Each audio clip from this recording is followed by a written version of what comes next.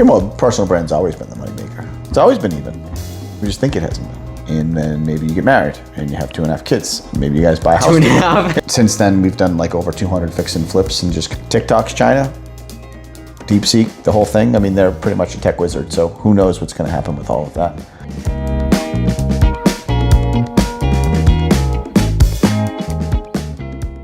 Just kidding. Nothing's coming through. Nothing's coming through. Nothing's coming through. You got me 100% full attention today, my friend. Full attention. Awesome. Let's do it.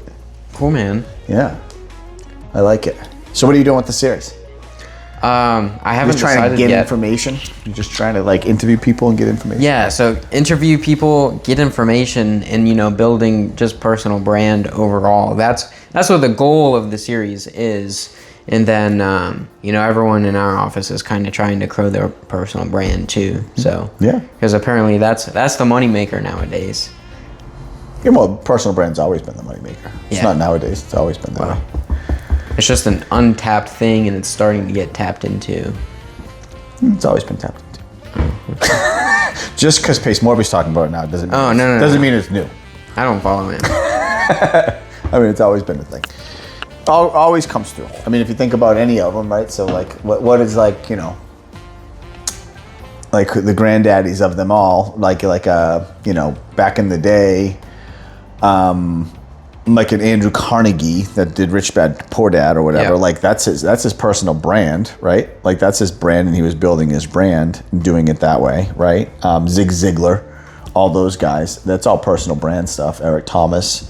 All that stuff that's going on. Tony Robbins, he's been building his personal brand. All these guys have been building personal brands. The thing with that now we just have with the internet and access to technology is that now just everybody can build their own personal brand pretty easily. Yes. Right?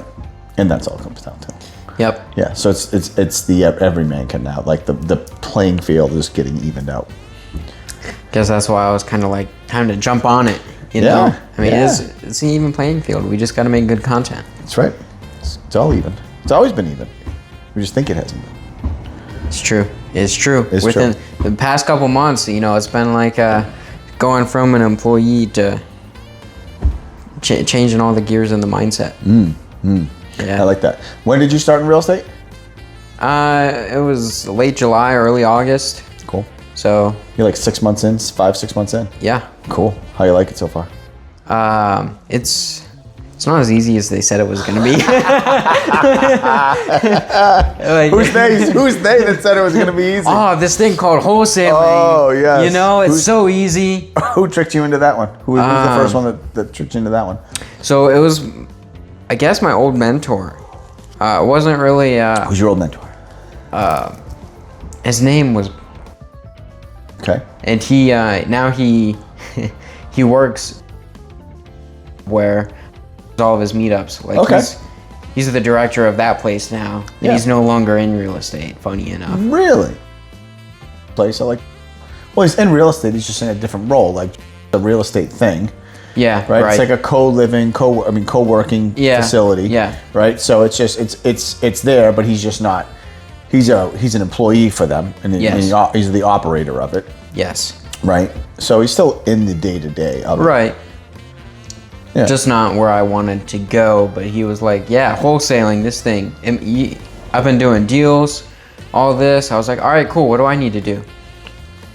So I started making a bunch of dials, man. And that's how it started.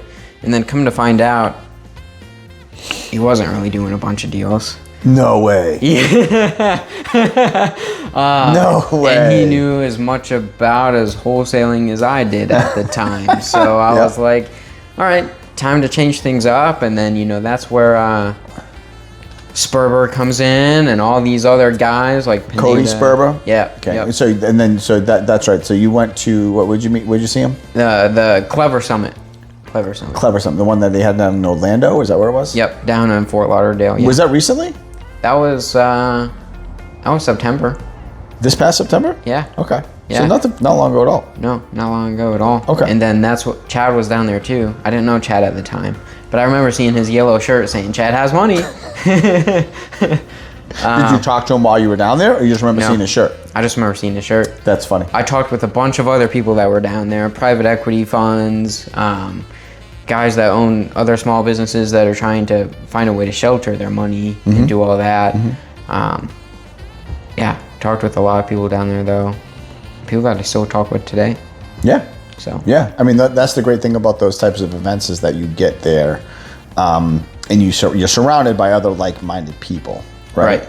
Like it's a cool thing because like I heard something the other day and I really compare it to real estate to this and like going to like masterminds and going to events and getting inside like communities and groups and mentors and all that stuff, right? And it's like the biggest thing about it is not like the person that's like the head of the whole thing. Right. Like it's not about Cody Sperber where you were there, right? It's not about, you know, a Pace Morby over there. Now, both of those guys are awesome and they crush it and they do the same thing. Interestingly enough, they both live in the same area as well, right? Like Arizona is like the big hotbed of all that stuff. It is. But the cool part about it is that what I like about it is that like, so when you go into this space as a real estate investor and as an entrepreneur, you're going against like generational beliefs of how you're supposed to do stuff. Yes. Right? Yep. So like, we're just raised as, hey, like you got to go to school. Yep. You got to get good grades. You got to go to college, right? Then you come out of college and you get a job and then you get a job and then, you know, maybe you find someone along the way. And then maybe you get married and you have 2.5 kids. Maybe you guys buy a house. 2.5? Yeah, 2.5 kids. 2.5? Where's the half of one? That's just the statistic. Like everything's a statistic. That's what it is. So you have your 2.5 kids, right? And so then you have, you know, and then you get your mortgage. And I mean, by the way, you come out of college, you probably got college debt that you're dealing with. Yep. Right? And then you go get your mortgage. And so then you have more debt coming in. And then you're supposed to have this job and you do this job for 20, 30 years. You know, maybe get a pension. So many places don't even have pensions anymore. Yeah. 401k, you really are pretty miserable your whole entire life doing that, right? Like, I mean, that's the spiel that we're taught from our parents. And it's not our parents' fault either. Like, no, that's just what was taught to them. Yeah. Right? And if you actually think about it, 401k and pensions, like all that whole idea, like how long has that been around? How many generations have actually gotten a pension and had 401ks? 2, 3. I'm going to say 2. Yeah. Maybe 3. Maybe 3. Yeah. Maybe like our grandparents. I know my great grandparents didn't. I'm a little bit older than you, so I'm a generation ahead of you, right? You know what I mean? I'm a Gen Xer. What are you, a Gen Z? I don't know. You're not a millennial or anything. No, like that. no. I think I'm probably Gen Z. The generation that's destroying everything. No, I love Gen Zs, man. Gen Zs, millennials. I love all you guys. You guys are better than. Yeah, you guys are great. I like all you guys. You guys are crushing it. Oh, yeah. Don't let the people tell you that like this is the old fogies like that will be like, oh, you know, these boomers. Kids these days. And well, don't get me started on the boomers. We're not going on boomers today. Like, doing it. Maybe we will, but I'm not doing it. I can't go down that rabbit hole. Okay, but like it's funny because everyone's like, oh well, these kids and they're awful and blah blah. They're lazy. There's no work ethic. There's all the stuff, and I'm like, you really put them into a system that doesn't work for today's world, and so they're pushing back. You guys are pushing back and fighting against it, right? Yeah. And they don't like that. Yeah. They're like, well, why are you doing this? The industrial age just doesn't work anymore. It worked for like 2 generations. Yeah. Literally, it worked for 2 generations. The 401k and the pension guys. Yeah. It doesn't work anymore. The history of the world, like pensions and 401ks, it worked for maybe 1 to 2 generations, maybe 3 it'll work for. Like Gen X, maybe 3. But even like the whole idea of Social Security. It's a dying program. Like it's a total dying program. Like they want to blame like the dude that's in office now, right? Pinky, Donald Trump, right? They want to blame him for it all, right? And it's like, dude, everyone's been talking for years that Social Security is not going to be around, right? Right. So it's like, I love that like you guys and your generation is like, I wish I was born in your guys' generation. I wish I was. I don't want to really live in all that shit again. But like, I wish, because like there's so much opportunity and there's so much more information like at our fingertips that's available, right? But you guys are like taking it and you're running with it and you're trying to live life a little bit differently, which is cool. So anybody that tells you guys suck, just tell them to pound sand and be like, no, we're just doing things differently because what you guys have taught us does not work. You know what I mean? Yeah. Yeah. So stand up for your generation. You should. Yeah. Go for it. Gen Z. But this is why I think real estate is what you should be involved in, right? Because of all those things that we talked about, real estate is a path. It's one path, right? It's a great path. It's been the most proven path that's made the most millionaires in the world, right? Everyone needs a place to live. Everyone needs a place to live. Now, I don't know if the heyday of real estate's gone or not. What do you mean heyday? Well, like the heyday, I mean, like, it's definitely more challenging now for people to just buy homes. Okay. Right? So if you think about it, like my generation before, like having a 25, 35, 4,000 square foot home, right? Like all these McMansions that they call them, right? These homes that were built in like the, 90s to the like 2010 area before the crash happened, all these homes, right? Like your generation isn't buying those properties because they're like $800,000 to buy them. And the tax is outrageous. Yeah. Right? And the interest rates now are 7.5%. Yeah. Now, the interest rates aren't really even that big of a deal. Like the first house I bought was over 7%. I bought a home in New Hampshire, right? In Raymond, New Hampshire. In 2002, me and my wife bought our first home there. She had bought a prior condo in Salem, Massachusetts before that. And that's where I met her. And I wish we still held on to that thing. We made a mistake and we sold it because now that thing's it's a gold mine now. But like we did what we had to do and it all works out. Like it's okay. But like, man, if we still had that thing, it'd be a cash cow. But that's all right. But by selling it, we were able to make a bunch of equity out of that, tax-free, right? Because it's a primary residence. So we were able to take that money and buy a really beautiful home in Raymond, New Hampshire. And so that was actually like my first inkling of like, wow, real estate's actually this powerful. Like that, we were house hacking at the time, right? Like Bigger Pockets made house hacking into this big famous thing, right? But like that's what we were doing, right? And that's one thing that I think is interesting about your generation though, and about people nowadays is like, nobody wants to do any work to a home. Right. Everyone wants everything done for them. Yep. So it's like, why? Like, go get your hands dirty and like buy a piece of crap property. Do like an FHA first time home buyer program. Do a 203K loan where the government will even finance the rehab for you, and do a house hack. It can be a single family if it's a house hack. It doesn't have to be a multi-family like they made all famous, right? So do that, build the equity in, and then you can sell it, and then you just step to the next house that you go to. It's not a big deal. It's not like you're gonna live in that house the rest of your life anyways. Right? So it's no big deal, but you're able to build wealth and build more of an asset the whole entire time you go. So it's interesting though, because like those were the interest rates we were paying at that time as well. Right?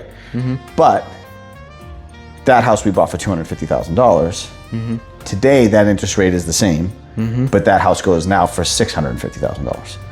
So you're financing $400,000 more. Yes. Right? Which is like, what the F? How am I supposed to do this? Right.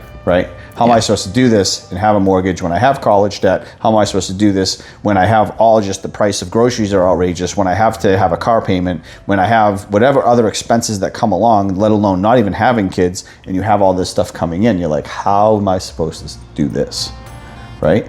And that's why I'm interested to see what's going to happen when the baby boomer generation moves on from this planet, and like my generation as well, and there's all these big massive homes. Like who's going to buy them? You know what I mean? Right. Who's going to buy that? Yeah. So that's what I mean by I don't know if the whole generation, like if the whole thing is passed. Like I don't know if the big heyday of it has passed. My guess is it hasn't. My guess is it's all cyclical and it all moves and it all flows and it has its downturns and its upturns and things like that. But I don't know. Who knows what's going to happen? That's the beauty of the open market, the free market. Yeah, and the beauty of it all is that no matter what, like you were saying, people always need a place to live. Yep. So maybe those houses then turn into more of maybe we get back to what our ancestors were like. Not even the baby boomers, but like our grandparents and our great-grandparents, where we actually had families that were all living together all the time, and they were growing together, and like we were having like family dinners together on Sundays, right? Like all that stuff, and like adult children were living in the home, right? Everybody stayed there, right? Instead of everybody going off into the city and doing their own thing. Maybe that's the shift that will happen. I'm all for it. Oh, you just want your son to stay? I mean, I want him to go out and figure out who he is, but my door will always be open for my son, of course, right? Like, of course, you know.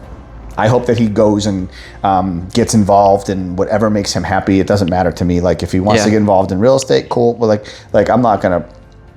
I do think that he will come back into this world. Yeah.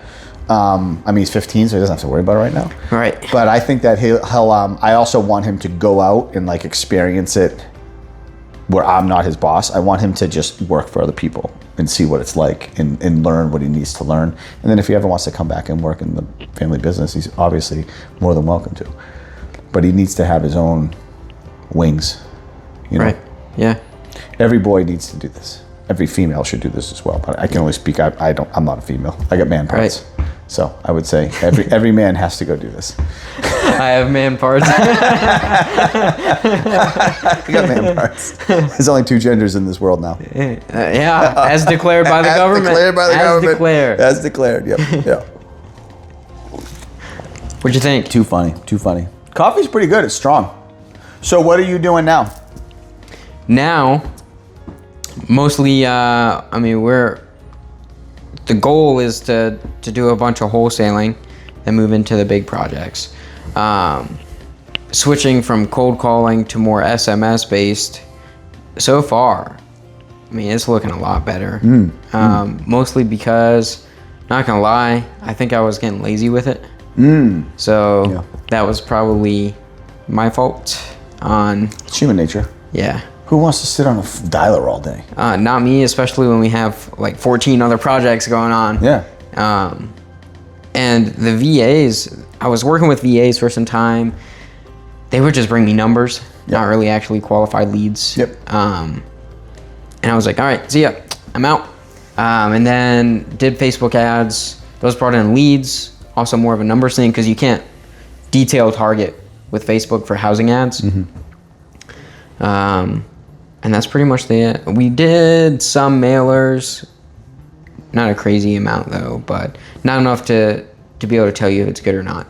But that's just what it is so far. And text blasting might look like the way to go because we can automate all that through GHL. We can have an AI that we train and just automatically respond, go bam, bam, bam, and we're good. When you say GHL, what does that mean? Just so people know what it is. Go high level. It's a CRM we use.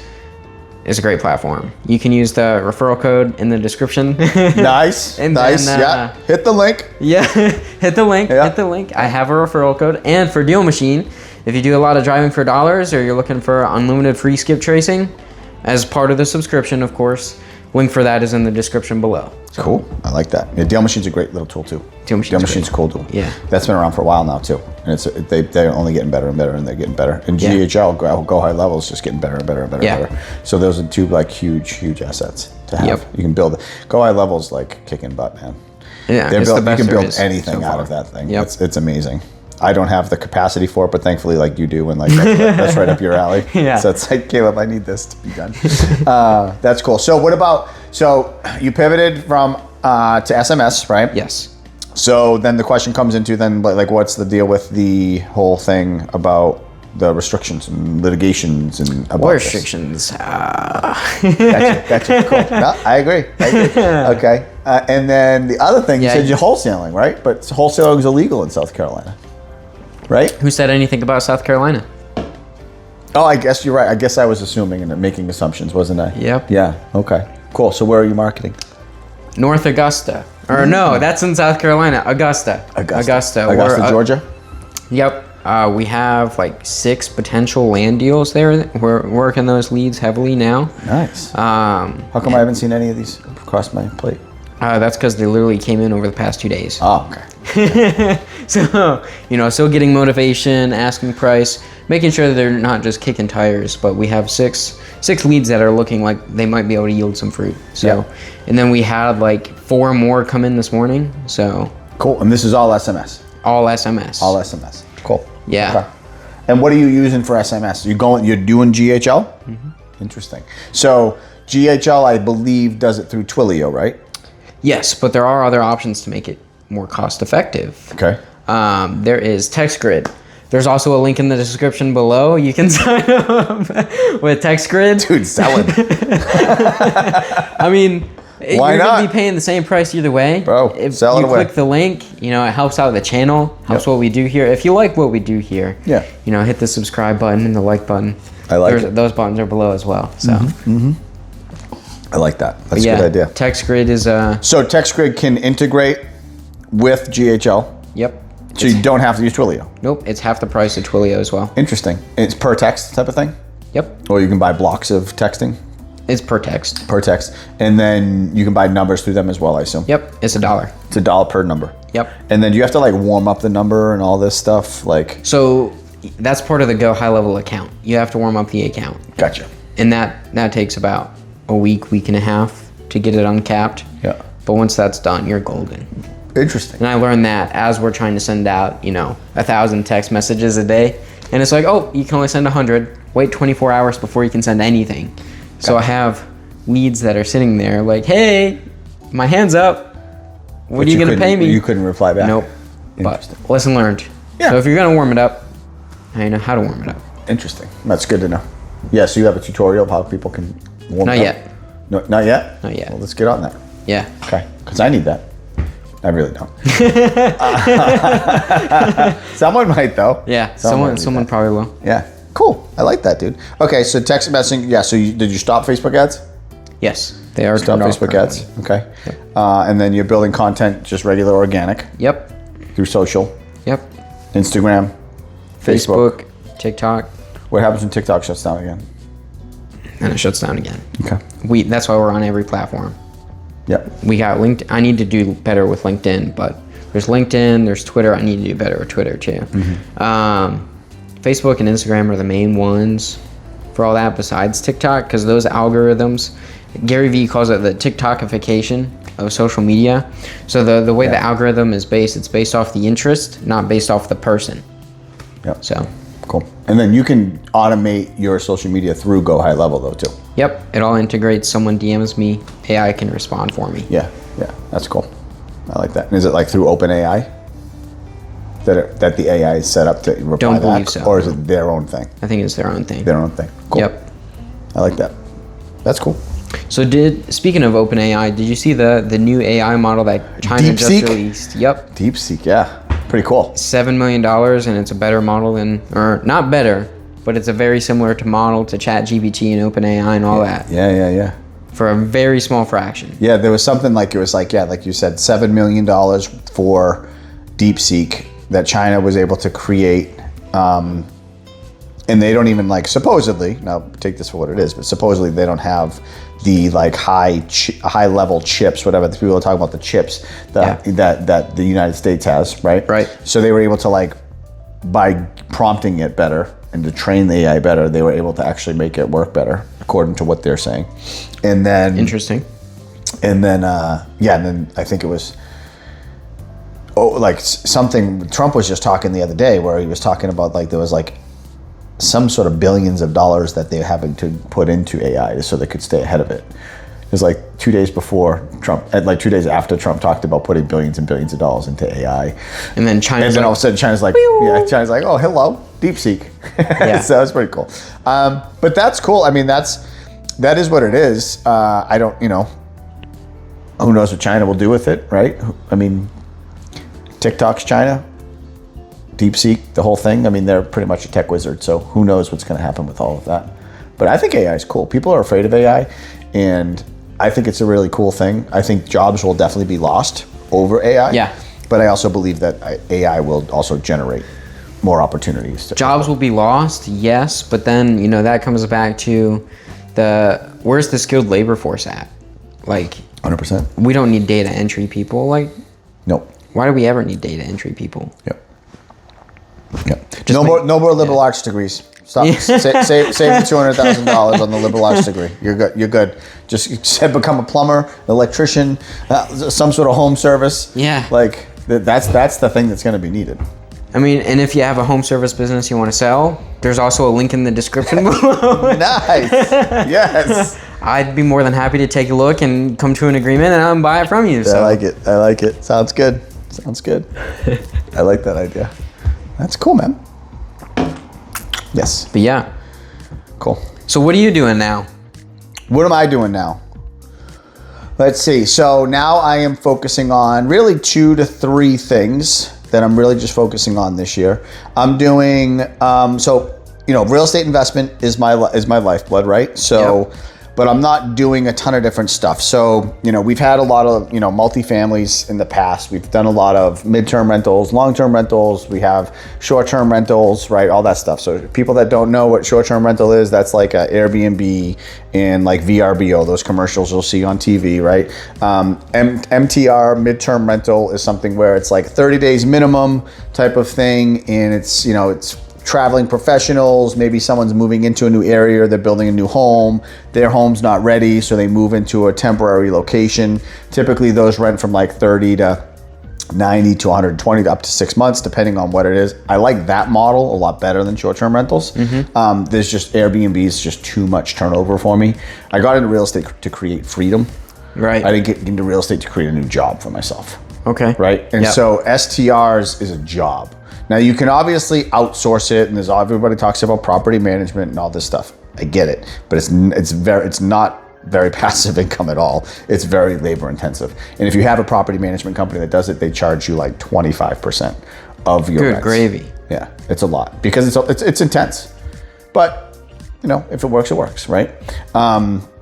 Again, still much more regulation coming in regards to that stuff as well. I like MTR, we get people that stay in there for insurance. If there's a fire, tree falls on a house, something like that. Traveling nurses and doctors coming into the area. Where here in Greenville, obviously there's a ton of new construction, a lot of people moving into this area. So people are selling their properties, coming down here, lo and behold, house is behind schedule, shocker. And so they have to have a place to stay for a little bit.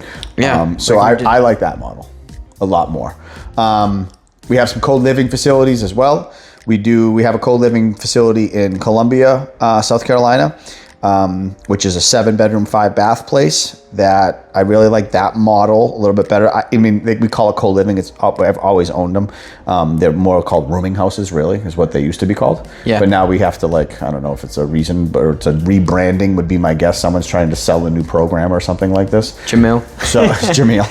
So it would be, so now we're calling it co-living. Which is good. I really like that model. That's been around for 30 to 40 years. Maybe honestly, co-living's probably been around forever. If you really think about it, that's really what people used to do all the time. Yeah. Right. So that's been around forever. We just kind of got away from it, and we're coming back to it again just because of affordability. Again, back to that question back to that thing we were talking about before, like affordability. So we have that. We also have another co-living here in Greenville, which is a sober transition housing for people that go through a sober living facility for 7 to 12 months, and then they graduate from that program, and then they need a place to live. And so we have a relationship with the company that does that, and so then we offer transition housing for those people so they can kind of come out of that program and have a place to live. Because a lot of these people that go into these programs, they just don't. They kind of are. A lot of them have already burnt their last bridge, and they got nowhere to go. And so we kind of give them the transition from the sober house to starting to rebuild their life outside of that. And then they go from there, which is I like that model as well. And then I love fixing and flipping properties. Yep. That's what I do. That's my active income. We've done a bunch of wholesaling in the past as well. It's not something I really enjoy doing. We do own some subject to properties as well. Some of the properties we bought were from subject to. Mm-hmm. Not my favorite strategy, but it's decent. It's a very small box of people that actually should be selling their property subject to. I know that it's gotten a lot of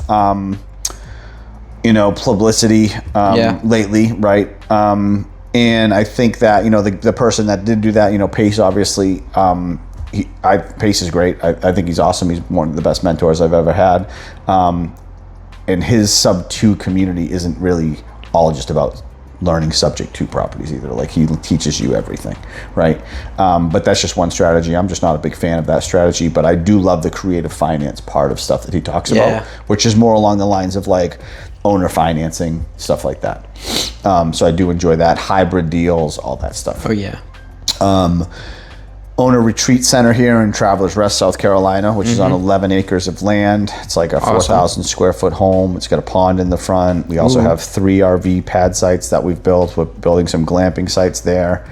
I believe we're going to be building some like domes and outdoor kitchen space as well. So got a bunch of that stuff kind of going on. Okay. But what really speaks to me, those are all kind of like long-term things. Like those are just like investments type of stuff, right? Like what really speaks to me though is fixing and flipping properties for like my active income to make sure that I continually have money coming in, right? So the thing that people get lost in this is that I'm going to go get this thing and then I'm going to have passive income and I'm going to get time freedom and I'm going to do this and I'm going to do that. I really hate the term passive income. Passive income, yeah. Passive. If you find it, let me know. Yeah. If you find it, let me know. I don't think too many people actually have unlocked that one. I don't think so either. But you know, it's a niche thing that people talk about.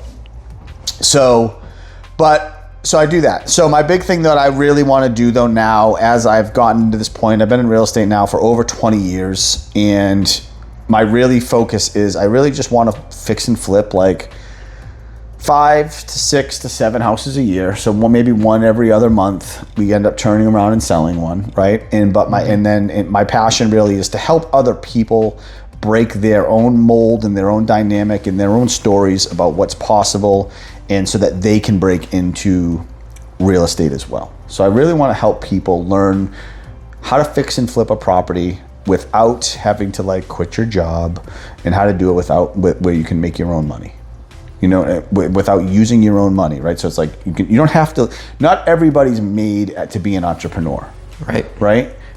And we can't have everybody be an entrepreneur. Like the world wouldn't work that way. Yeah. And quite frankly, sometimes I don't want to be an entrepreneur.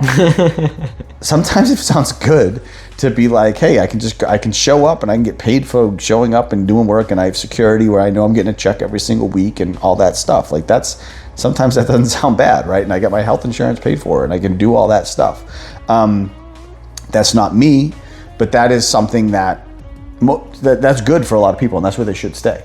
But because of the cost of everything, it's also like, man, wouldn't it be nice if you could just continue to do that, but then you also are able to make like an extra $50,000 or $100,000 a year fixing and flipping a couple properties, right? Right. So I teach people how to do that with being able to just put a certain amount of time aside every single week so that they can learn how this is done, what the process is, where they can get the money from, and all of that, because there's a big thing. This real estate world is so big. Yes. And most people don't know anything about what's actually going on in the real estate world. Yeah. Most of them only understand that I go buy a house, it's got to be on the multiple listing service, the MLS. I got to go talk to the realtor, and then they're going to show me some properties, and then I'm going to go and I'm going to pay, right? Like, I haven't bought a property on the MLS probably since 2012, 2013. Holy cow. And I haven't used a bank to buy a property in like 8 years. Even better. So it's like I don't use so like and like people are like, how do you do that, right? And it's like it's actually not that difficult, right? And hard to figure out. It's just a little bit of a different tweaking of how we think and what we're looking at, right? And so like, and I don't even have a marketing budget. Like I don't market to sellers. I don't do what you do. I used to. Yeah. I used to, right? Yeah. Like I used to do that. I used to do pay-per-click leads, Facebook leads, SMS campaigns, cold calling, driving for dollars. I still do some driving for dollars, and it's just simply I'm driving to go check a job site out, and I see a home, and I'm like, oh, that would look like a cool opportunity. And then I'll just like write down, I'll in my notes thing in my phone, I'll write the address down. I get home, I'll take a look at it, and then I just write a letter to them and I put it in the mail. Like that's what I'll do. But the vast majority of properties I get are just from people like yourself. That are wholesalers sending you deals. Wholesalers sending me deals, right? And that way, like I said before, like I got in this business for freedom. Like I've done my part of, I don't want to be talking to sellers at 7, 8 o'clock at night. I don't want to be getting calls on Saturday evenings about that and having a conversation about it. because I want to like live my life and I want to spend my time with my family and I want to like be with my son and I want to be with my wife and I want to go out to dinner if I want. I want to go on vacation if I want. And I don't want to have to worry about having to be on call for some seller all day long. You know what I mean? So I'd much rather pay someone like yourself or whoever's doing wholesaling a fee to do all that for me. You know what I mean? And I teach that too, because I think that a lot of people that are in a business that have a W-2 corporate job, whatever it would be, that they don't have time to like build this huge direct to seller thing. Right. But there's ways by building relationships and getting in front of these people and talking with people and finding the people that are doing that you can be on their buyers list and you get the call when an opportunity comes up. And this business is all relationships. All relationships. Like real estate's so big, but it's really small and everybody knows everybody. And just like any industry, there's bad apples and there's good apples, and the bad apples do not stay around for long. They'll be around for a little bit, but they're gone pretty quickly, right? Because some people do shady stuff. Yeah. So I do that. So I like helping that people, and then the other thing that I really love helping people is I call it like, so there's 4 phases of being an entrepreneur, 4 phases of being an investor, right? So I call these 4 phases awake, awareness, alignment, and activation. So there's these 4 phases that you go through when you get into the real estate space, right? So like the awake part of it all is like, you actually open your eyes and you're like, holy crap, there's a whole different way to make money. Yeah. Right? That would have been your awakening moment, would have been in July, September, even before that, whatever it would have been when you started like seeing it or whatever. Yeah. And you were like, whoa, there's a whole different way to make money. And you get excited about it. Yeah, I was flipping servers. So like some guy had a bunch of servers listed on Facebook Marketplace. He had like 25 of them. Yep. I hit him up. I got them all for like $1,000. Sold them all for like $250. Yeah. So, you know, margin was large, and I was doing that when I was working the IT job. Yeah. So I was like, all right, there's another way. Yep. How could I do it in something that's going to give me a bigger return? Yep. I mean, you're wholesaling at that point, right? You're buying something, and then you turn around and selling it. Yeah. That's what people do for every industry. That's what they do. Yep. Right? So like there's that whole awakening process where you're like, whoa, hold on a second. Okay, this is amazing, right? And then like you're starting to learn everything. You're starting to listen to podcasts. You're starting to like read books. You're starting to like go to these events. You're checking all this stuff out, right? So that's the part that I call like the awareness of it, right? And so then you start putting yourself in these rooms with people, and you become aware of like, oh my God, there's actually people out here. There's a whole different world of things happening around. Yep. And then you see everyone else around you going to work, and you're like, NPC. Well, I mean, yeah, for a little while, but the problem with that is don't laugh at them, because what ends up happening is that most people never get out of this awareness space. And that's the trick. Yeah. Because what ends up happening is that it's like one of my mentors says, and it's a great thing, and he says, the great thing about real estate is that there's so many things that you can do in real estate. It's also the worst thing about real estate. Because what ends up happening is you start getting into these rooms and you start seeing what all these other people are doing, and you start having these conversations, and you think, and you said it earlier, you think that this one person is just crushing it. They must be doing awesome, but then you actually find out they're not doing much. They've done like 2 or 3 deals. But you go and you latch onto them and you're like, oh, is this what I should do? I should try this technique. This is the missing link. This is what I should do, right? And then you're like, oh, I need this piece of software, so I gotta go spend money on this piece of software, this dialer, this CRM, this skip tracing thing, this AI tool, all these fancy things that we have to get, right? And it's honestly, it's all just a way of staying busy without actually being busy. Right. It's all a thing of like getting ready to actually just get ready and do the activities we're supposed to be doing. Yep. Right? It's like, for the lack of a better word, it's like mental masturbation. Yeah. Yeah. It's a sedation of consumption. Yep. So you're just consuming content, right? Yep. And you are learning stuff. And like anybody that's in this spot, like don't feel bad that you're in this spot. Yeah. Everybody goes through this process. Yep. I went through this process probably 3 freaking times. right? Like honestly, like it's okay. Like you have to go through this process. Like it's okay. There's nothing to be worried about because you're learning a whole new way to operate. Right. And so you're like putting all this stuff in. Now the problem though is that 98% of people that buy a real estate program never do one deal. Right? 98% of people never do one deal because they get stuck within this consuming content without actually taking any action, right? Right. And there's a reason for a lot of this, and this is mostly all self-limiting beliefs with people and limiting beliefs about money and worthiness and all this stuff, right? And like, I personally struggled with that forever. It took me 6 years to do my first deal. When I first started getting licensed as an agent, when I first started going and become a real estate investor as well, I spent like over $35,000 with this guy. His name was Russ Whitney, right? And which was an awesome program. Like I'm glad I spent the money on it. Like it opened my eyes. That was my awakening moment. And also that was my awareness moment where it was like, I just was like, all this stuff. It was like a fire hose, right? And I couldn't get enough of it, you know? And so but I never did anything with it. And so I didn't get out of my awareness phase at that point. I actually had to stop doing what I was doing, and I actually went back to getting a W-2 job, working as a UPS driver, actually. I went and had to go back into the workforce and went and did a W-2 job, right? And so then I was like, I did that for a few years, and then I was like, I can't do this anymore. Like, I know what's on the other side. I can go do this. I can actually go do this. So then I went back out there and I did it, and I was doing it, and I hired a mentor this time, and I hired a mentor that was working with me one-on-one.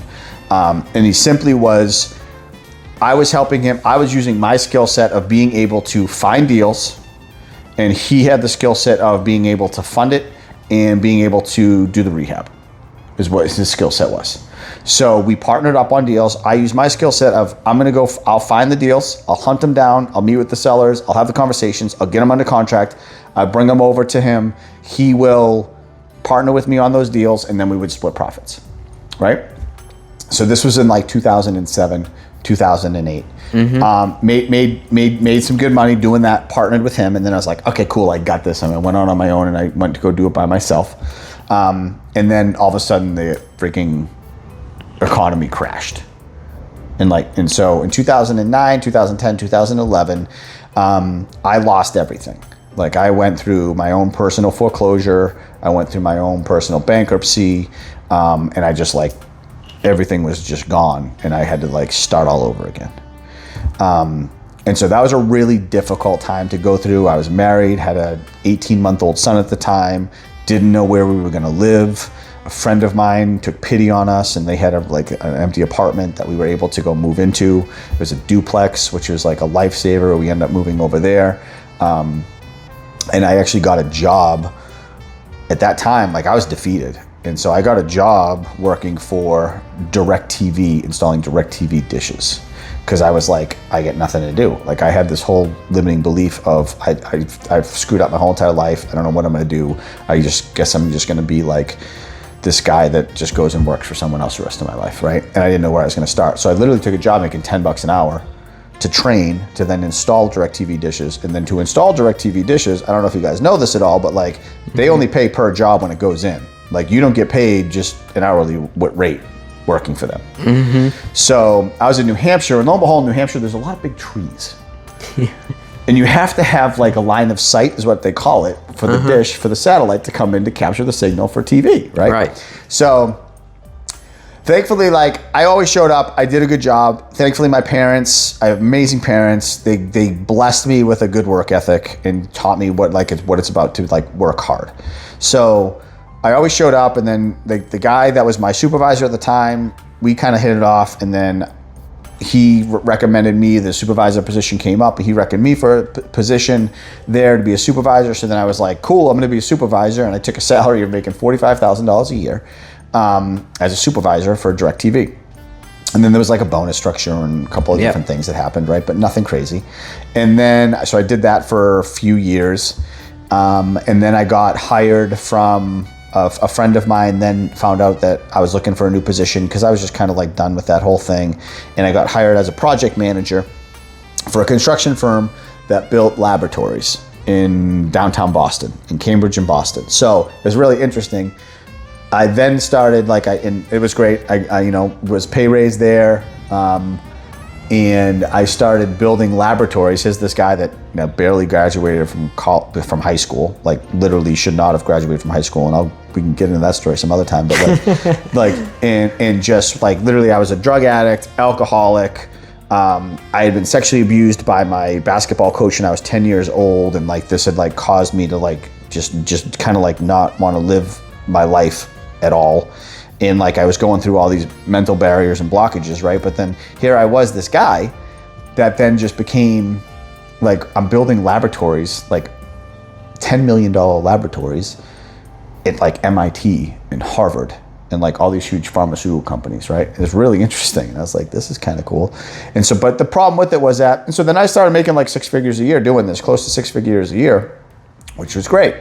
At that point, like I was actually able to like, my credit was able to be repaired. I was able to buy a house again. So me and my family were able to buy a house. We started building our credit back up, and like I was okay there. But I hated waking up at 6 o'clock in the morning, driving down to Boston, I was in New Hampshire, so it was like an hour drive into Boston every single day, sitting in traffic, getting out of my W-2 job, coming home, just being like exhausted and dead, and then just like not wanting to do anything. And so I was just like sedating with alcohol, and I was miserable to be around. I just didn't want to do anything, right? And so then 2016, I started being like, okay, I got to get back into this real estate thing. This is what I want to do. And so I had a conversation with my wife, and she was like, are you crazy? Because she was like, like we'd already tried this, and like this didn't work out well the last time. And so so we made a deal. She made a deal with me, and she said, I'll give you 90 days. And if you don't make any money in 90 days, then you have to go back and get your old job back. You have to go back to Mike, who was my boss. And he said, go get your job back. And I was like, all right, deal. So I did that, and I went back in there, and there's the whole backstory of how I was able to do that, but I'm not going to get into it today. But I went in, and I ended up I got a deal in like the first 35 days, and was able to close that. And then, so that like kind of like caught me up a little bit. And then like sporadically I would get another deal here and another deal there. So like through my first year, I was making just enough to like make it, you know what I mean? But I was just building momentum all that whole time. Like I was slowly building momentum, and I was like doing this and doing that. And I'd be picking up some odd jobs here and there just to like be able to survive and all that stuff. But I was scratching and clawing and doing this full time. And so that happened. And then I was able to like finally get a little bit of money. And then I was like, this was me. And when I say deals, I mean, this was me being a real estate agent and me being a wholesaler. So I was kind of like doing both of those things to make it by. And then I was like, I really want to get into fix and flipping. And so then I got into fix and flipping because I knew that that's what I really wanted to do. And that was in like 2018. And so I just went full bore on that. Found a partner to come in and do deals with me to finance them for me, so I didn't have to do it. And since then we've done like over 200 fix and flips, and just kind of like started to build our portfolio. And we sold our house, we moved from New Hampshire, we're now down here in South Carolina because we didn't want to deal with winters anymore. And so like life's kind of like totally changed and turned into something just totally different, right? So that was like that process of everything. Over that whole process, I realized like a big difference of like who I was and who I was showing up as, and then like who I've now become to be able to do what I do. And there's a big curve that comes this whole entire way, right? And so what I really want to, like, you got to stick with this industry. You can't fail in this industry if you just don't give up, right? You just got to keep going. And it's okay if you like have a setback, like I had. And I had a setback that took me out of the game for like 7 years. I was always in it, like learning, trying to do something, but I just was afraid to get back into the arena. You know what I mean? Mm-hmm. And then I was like, okay, I just have to do this because I know that there's something better for me, right? And so that's where I was saying before, like I was stuck in that awareness phase for multiple times of my life. Right. You know what I mean? And so it's okay if you are like, but now what I do is now I see what it is. And so I see all these people, like I'm gonna get back to the whole part of where 98% of people are running around in circles all the time, not doing anything. Yeah. Right? And so it's like, how do we break that cycle? How can I help people break that cycle so they don't have to go through what I went through, right? Because I don't want people to go through what I went through. I'm glad I went through what I went through because it's made me very resilient and I can get through a lot of stuff. But at the same point, like it'd be cooler if people didn't have to go through what I went through, and I don't want people have to. But like people go through it in their own way anyways. But it's like, so how do we break this loop, this cycle, this whole entire cycle? So to go from awareness, the next step is to get into alignment. And the problem is that people forget why they got into this business in the first place when they're in this awareness part of the whole entire process. You know what I mean? Mm-hmm. You got into this business for what reason? Not having to work an actual, well, I mean, I'm not to say that this isn't a job, but I'm here because I wanted to be able to make money without having to spend all day in an office. Mm-hmm. Mm-hmm. Meaning you got in this business to make money, and to create time freedom in your life. Right. Right? That's why everybody gets in this business. Yep. To make money and have time freedom in their life. Yeah. The problem is that when you get in this business and you want to create freedom, is really all you did is you gave yourself a job. Yes. Yep. I'm a dialer every day, all day, bro. You gave yourself a non-paying job. Yep. You gave yourself a job that's not paying very well. Yeah. Right? And then you gave yourself, and you don't have any freedom because literally you cannot stop thinking about real estate or business 24/7. Where the next paycheck's gonna come from. Right? Yep. It's crazy. So we get into this business to make money and to create freedom, but we literally just build a whole new prison for ourselves. Mm-hmm. And this is what we do. Mm-hmm. And this is the cycle. This is what we all go through. So like, again, don't worry. If you're here, don't worry. Like, that's the awareness phase. So then you go like, you come to this spot and you're like, okay, I'm either getting out of this business and I'm gonna go back into the W-2 world and I'm just gonna say, hey, like, it wasn't for me. Yeah. It's okay. And that's okay too. Like, honestly, business isn't for everybody, and that's okay too. And then, or you say, nope, I know this is for me and I'm gonna freaking make it. Yep. So then you have to go to this spot of, why am I really doing this? What is it that I want? And who is it that I need to become to get there?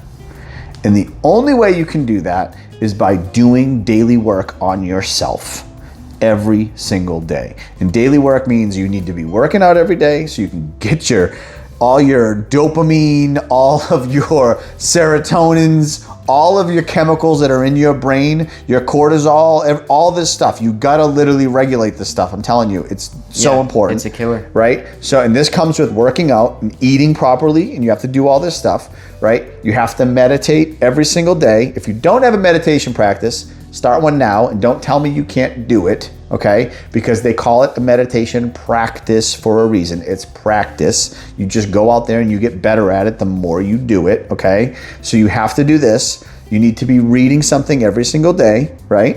You need to be showing people that are in your life gratitude every single day, whether it's a coworker, whether it's family members, whatever it would be, and you need to be learning something new in this business every single day. Okay, I call it the 8% method.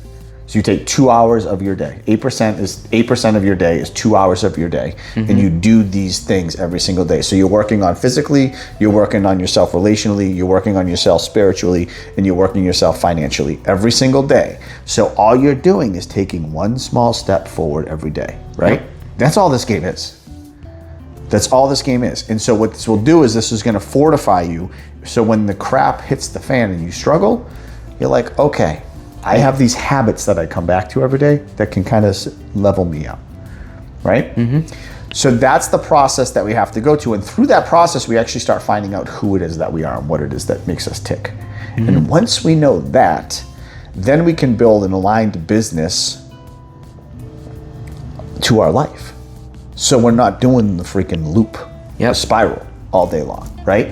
And then so we're there, and then there's the other big jump, and that's the activation spot, right? And the activation spot is where you no longer have to chase deals. You no longer have to chase money. You're able to literally just attract it into your life, and you can bring it into your life. And that's the whole process that everybody goes through.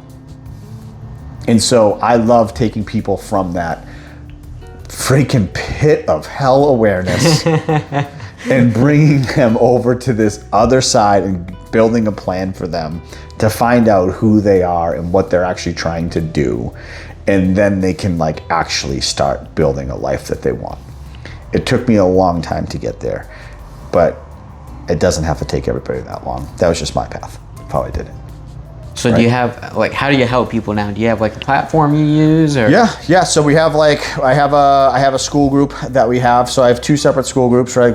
So because I'm kind of like serving two different things, right? So I'm trying to help people that are really in just a tough spot right now, because there's so many people that are in a tough spot financially, because life is so expensive, right? And so it's like, hey, there's another way, and I call that like the Awaken program. It's like the awakening, right? So it's like, hey, you can fix and flip a couple properties a year and make an extra $50,000 to $100,000 a year without having to quit your job, and just trying to start to see that there's something else out there without having to quit your job, without having to get you money, right? So there's that, right? And then I have another one that I call flip to alignment, right? And that is flipping the script on this real estate world that you're in, and this misery, and this spot where you're in this real estate space, and you're like, literally your job has now become that you're just putting out fires all day long, and you can't sleep. And you're just like running around trying to chase and find the next deal, right? Yep. Like there's a lot of us that are in that spot. Yeah. Right? And so like, and that's all right. But like there's another world to it as well. But you can't get to that world unless you change, and it's not even like you have to change. You just have to figure out who you truly are. Right. And stop living in like this scarcity mindset of chasing deals, and actually just like walk into like abundance and be like, this is what it's all about. And it becomes much clearer, right? Because like, if you're going around and you're just chasing everything, the world, the universe, God, Jesus, Allah, Buddha, whatever you want to call it, doesn't matter to me, the source, I don't care what you call it, there's no way that it can deliver it to you, because you don't know what you want. Right. And if you don't know what you want, how is it supposed to be delivered to you? Right. Right? Yeah. Like this is not really hard to figure out, but like we're so in our minds that we are running and chasing, and we're so in this whole entire headspace that we think that our brain's going to be able to figure this all out. When in actuality, it's like you have to align your mind with your heart and with who you are and what you were created to be. Yep. Right? So it's like, one of my mentors told me about this the other day, and I loved it. And he's like, you have to take the CEO in you, and you have to take the artist in you, and you have to combine them together. And when you combine them together, then you will be able to become the creator of your life. And I was like, that's a nugget right there. That's a good nugget. I was like, that's good. So that's the game. So that's the game. That's the game. That's all it is. That's the game. The whole thing is, it's just you get into real estate to create.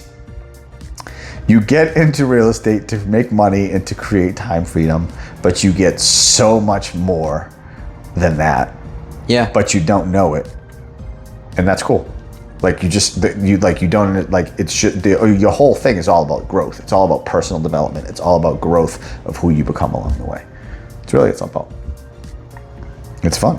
Yeah. It's just like, enjoy the ride. It's a fun game. Yeah. Yeah. Enjoy the ride. And, making money's cool too. Oh yeah, yeah. It's a lot easier to make money. Like, I love money. Trust me. I'm a money magnet. Money loves me. I love money. I'm a money magnet. Money comes to me and it multiplies and it grows. Like, that's what it happens, right? Like, it's awesome. And it's so much better. I've had zero money and I've have money, and I know it's so much better to have money. And it's literally just a flip and a mindset switch that you have to make. and then it all comes to you. So for the people in the business that are struggling right now, what is that switch that they need to make? For everybody, it's different. The switch that they have to make is they have to come back to, I mean, there's a lot of things that are similar, right? But what they have to come back to is really like, why did you start this business? And it's honestly, a lot of the stuff is you have to unlearn a lot of stuff. Yeah. You have to unlearn a lot of stuff, and you have to come back to like, why did I get into this business in the first place? You didn't get into this business to give yourself another job. Right. You didn't get into this business to run around like a mad person all day long, right? Like you didn't get into this business so you couldn't sleep anymore. You didn't get into this business to be a stress ball all the time, right? So then why are you doing that? You know what I mean? Mm-hmm. And it's like you have to pull yourself out of it a little bit, and you have to come back and start doing the work on yourself of like, what am I here to do? Right? Right. Because if you don't, you're just gonna go like this, and it's like all that, and it's everyone's like, well, you know, it's just, I just need this one deal. This deal is gonna be the game changer. This one deal, You need all the deals. is gonna be, or that. I need all these deals, and then you're all acting in all scarcity again, right? Like I need all of them, right? And it's like this deal though. I just need this one. This deal is gonna like change everything for me. No, it's not. No, it's not. Yeah. Yeah, I was one of those that was like, oh, I just need this one deal. Yeah. We got the deal, and I'm like, oh, okay, nice little paycheck. Yeah. Next one, let's go. Next go. Yeah. Let's go. No, and that's good. I mean, I like it too. Like, right? Yeah. I mean, I just flipped the property the other day and made a bunch of money off it, and it didn't fill my cup like it used to. You know? But that's just the evolution of the whole entire thing. Yep. And that's okay. Like, whatever stage you're in, just enjoy that stage and enjoy that journey, and then just go forward and like be okay. Be okay with where you are.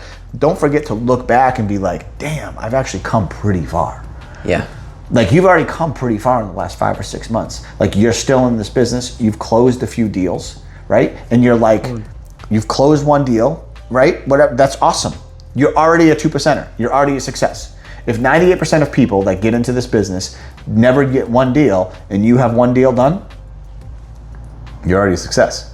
But you probably don't feel like you are a success. No, I don't. Right. But you already are. And that's the thing. And so we forget about it because we're just searching and we're hungry and we're like, how do I find the next one? Yeah. Right? Because we live out of the ego all the time. Yeah. Like how I need more, I need more, I need more, I need more. Actually, you don't really need more. You just need to be aligned to what you're trying to do. That's all it is. Game's easy once you figure that shit out. It is. It is. Yeah. And I think, you know, being honest with myself and like, I don't want to be sitting in front of a dollar all day long. So I think that's why the texting thing is going to work, because I mean, I can get to it when I get to it. It's a text message. Yeah. Like, it's going to always be in my inbox. Yeah. And it goes directly to the phone. Some people don't have email on their phones. I think that might be the best marketing strategy. Yeah, I mean, I don't answer a phone call from a number I don't know. No, Yeah. who does? Does anybody on this list of much? What if I get a phone? I'm not, never, but I do see a text message that comes through. Yeah. Right. Yeah. So that's what I do. Yeah. Yeah. We'll see what happens, though. I like it. Yeah, we'll wait for more data. But get more data. man, we went Keep from on going. the path of where we started, where we're at now, and now you have a plan on what you want to do to help everyone moving forward. Yeah. It's so much fun. It is. That's all life is about. It is. It's cool. It's fun and exciting, and I love watching people like yourself that are new. And I'm like, I look at you, and I'm like, what can I learn off of this kid? Like, what do you have? Like, you got an energy that I no longer have. Right? And that's cool. Yeah. I'm fine with it. I'm cool with it. But I'm like, okay, what is Kalib like? I believe that everybody that comes in my life, there's a reason they're in my sphere. There's a reason they're here, and there's a reason that I can learn something off of somebody. You know what I mean? And if I can impart wisdom on somebody, awesome. But like, I also know that there's something I can learn from you. Right. Right? And so that's what you have to start looking at. Is you can't like, you know, people get all this uppity and they're like, oh, well, I've done this many deals and I've done this and like, and they get all this pompous stuff. It's like, go F off. Like, I don't care about what you've done. Like I really don't. Like it's the same thing as like you say, it makes no difference to me if you're a CEO or a janitor. Right. You're both important. Yep. And you're both there for a reason. Right. And you're both there doing a job. And I can learn something from both of you. It's that simple. Right? So like, just treat people the way that you want to be treated. It's very simple. And have a good time. Like, don't take yourself so seriously. This is not a serious thing. Like, you're gonna die. Yeah, Alex Hormozy says it. It's like, yeah, I've got $500 million company, but then I just think I'm a little tiny monkey on a little tiny bead in the middle of the universe. It doesn't matter. I'm all gonna die. Yeah. Like, I'm like, oh, that's awesome. Yeah. Just a little monkey jumping around. That's all it is. That's all it is. Like, stop taking yourself so seriously. Like, get over yourself, right? Like, whatever. You're gonna screw up. You know why? Because you're human. Yep. And we all screw up. Yep. So give yourself a break. And don't forget to look back, see how far you come. Yeah. It's fun. It is fun. Cool. Great talking Cool, to you. dude. Yeah, man. So where can people go if they want to learn more about, 100% financing, joining the Skool group? Yeah, so contact me on IG is probably the easiest way to get a hold of me, honestly. So I am Gordon Thornton. So I am GORDON THORNTON. There'll probably be a link right here that they'll put in here. Click on that. Follow me on IG. I'll have my links up over there. Reach out, DM me, connect, schedule an appointment to talk. Whatever you want to do, I'm available. I'm here to help in any way that I can. So thanks, Cool, man. dude. Appreciate it, bro. Yeah, appreciate it. All right. Take care. Peace.